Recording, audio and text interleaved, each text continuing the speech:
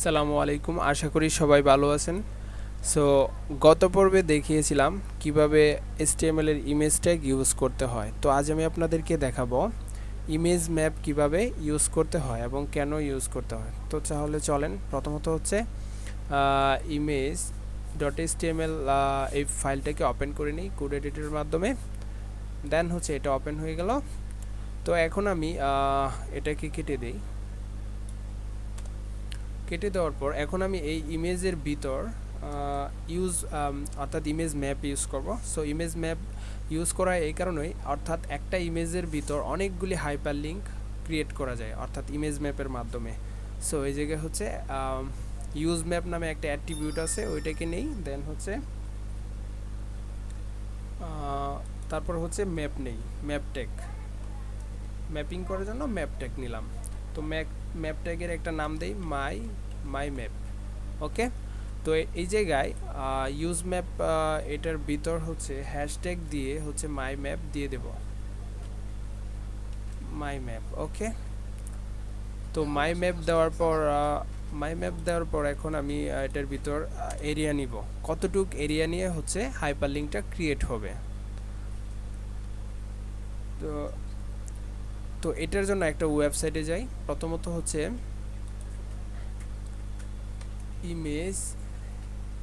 Image map .net লিখে যখন আপনি সার্চ করবেন তখন একটা ওয়েবসাইট দেখতে পাবেন এবং ওই জায়গা থেকে প্রপার যে হাইপার লিঙ্কটা ওইটা নিতে পারবেন, অর্থাৎ কোন জায়গা থেকে আপনি হাইপার লিঙ্কটা কোন জায়গা থেকে ক্রিয়েট করতে চাচ্ছেন ওই প্রপার জায়গাটা ওই জায়গা থেকে নিতে পারেন। সো ওই জায়গা থেকে ক্লিক করবেন হচ্ছে সিলেক্ট ইমেজ ফ্রম মাই পিসি। যখনই এটাতে ক্লিক করবেন এটা অপশন চাবে। তো আমি এই অপশন থেকে আমি এই ডিভাইস .jpg এটাকে শো করে দিই। তো এটাকে ওপেন করার পর তো আমি এই জায়গাতে তিনটা এরিয়া নিব। প্রথম এরিয়াটা হচ্ছে ল্যাপটপ, দেন হচ্ছে ট্যাব, দেন হচ্ছে মোবাইল। ওকে। এই জায়গাতে পলিগন শেপটা কি আকৃতিতে নেবেন, রেক্টেঙ্গুলার নাকি পলিগনাল নাকি সার্কুলার। তো আমি পলিগনাল নিলাম। নেওয়ার পর এই জায়গা থেকে ড্র করবেন। প্রথমে এই জায়গায় ক্লিক করবেন, অর্থাৎ এরিয়াটা আপনি সিলেক্ট করে নেবেন প্রপারলি। তো আমি এটা সিলেক্ট করে নিই। তারপর হচ্ছে এটা যখন আমি এই জায়গায় ক্লিক করব, অর্থাৎ হাইপার লিঙ্কে যখনই ক্লিক করা হবে তখন ওইটা কি নতুন একটা ট্যাব নিয়ে, অর্থাৎ এই জায়গায় প্রজেক্ট ফোল্ডারের পাশে নতুন একটা ট্যাব নিয়ে কি ওপেন হবে নাকি ডিফল্টভাবে। সো এটা এই জায়গা থেকে সিলেক্ট করে দিবেন। ব্ল্যাঙ্ক ইউজ করলে এটা নতুন একটা ট্যাব নিয়ে তখন লিঙ্কটা ওপেন হবে। সো এটাই ছিল ব্ল্যাঙ্ক ট্যাগের কাজ। সো এই জায়গায় আমি একটা টাইটেল ইউজ করে দিই, এটাতে ল্যাপটপ এবং আরেকটা এরিয়া নেই। নেওয়ার পর এটাকে সিলেক্ট করে দেন হচ্ছে কাজ করবেন। তো এটা সিলেক্ট করে দিলাম। দেন হচ্ছে এই জায়গা থেকে পলিগনাল, দেন এটাকে আমি সিলেক্ট করে দিই, সেটাকে টেনে আমি পারফেক্টলি করার চেষ্টা করতেছি। দেন হচ্ছে এটা হয়ে গেল। তখন সেম একইভাবে এটাকেও এভাবে দিয়ে দিবেন এবং এটাকে টাইটেল ট্যাব দিয়ে দিই। তো তারপর আরেকটা এরিয়া নিই মোবাইলের জন্য। দেন হচ্ছে এটাকে সিলেক্ট করবেন পলিগনাল, দেন হচ্ছে এই জায়গা থেকে মোবাইলটাকে সিলেক্ট করে নেবেন। ওকে।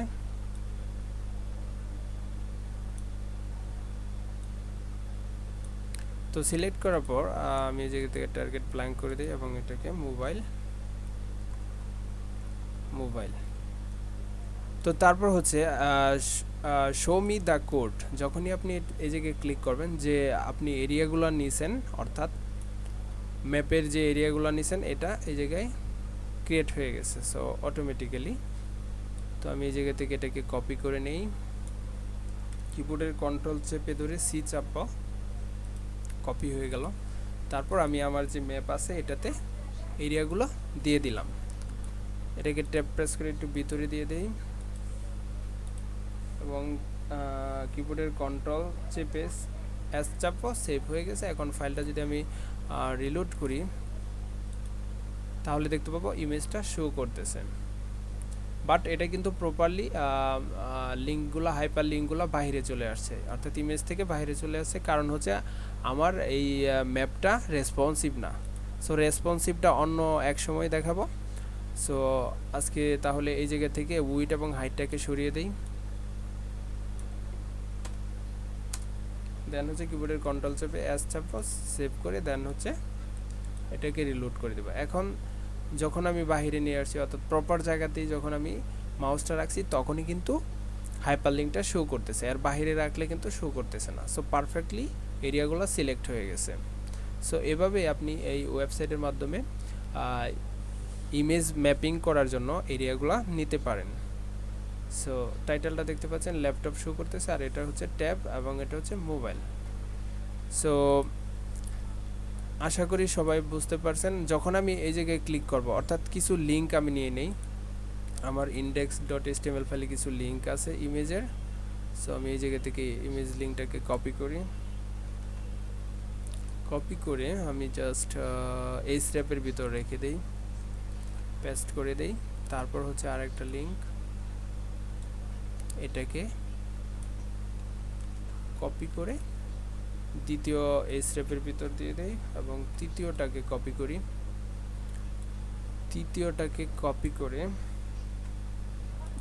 মোবাইলের ভিতর দিয়ে দেই, মোবাইলের ভিতর যে স্টেপ আছে এটার ভিতর দিয়ে দিলাম, এবং কিবোর্ডের কন্ট্রোল চেপে এস চাপো, ফাইলটি সেভ হয়ে গেল। এবং এই জায়গা থেকে এটাকে আমি রিলোড করে নেই। রিলোড করার পর আমি যখনই ক্লিক করব তখনই এটা,